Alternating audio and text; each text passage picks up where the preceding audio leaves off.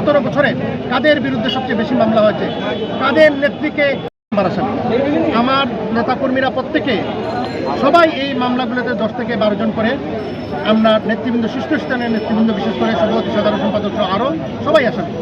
আপনি 24-এর আগের মামলাগুলোতে আসেন, তাদেরকে আমরা গোলটেবিলে বৈঠকের জন্য তাদেরকে চ্যালেঞ্জ ছুড়ে দিলাম, আমাদের সাথে আপনাদের মাধ্যমে আপনারা সামনে থাকবেন নিয়ে বসুন।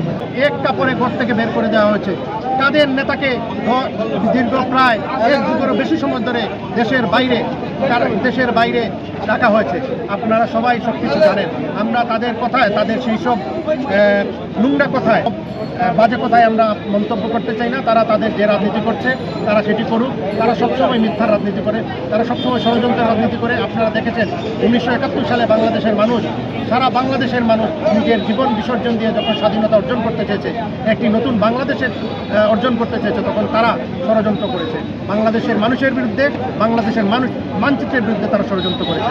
আপনারা যখন বাংলাদেশের স্বৈরশাসক এরশাদের আবির্ভাব হয়েছিল, যখন বেগম খালেদা যে আপসহীন ভূমিকা রেখেছিলেন, বলেছিলেন তিনি নির্বাচনে যাবেন না, কিন্তু আওয়ামী লীগের সাথে আঘাত করে এই 86-র বেঈমানরা তখন নির্বাচনে গিয়েছিল। আপনারা 90-এর স্বৈরাচার বিরোধী আন্দোলনে তারা বেঈমানি করেছে।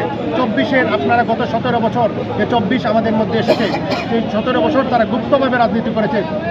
তাদের নেতা ঢাকা বিশ্ববিদ্যালয়ের ভিপি যে হয়েছে সাদিক কায়েম, সে ছাত্রলীগের ছিল।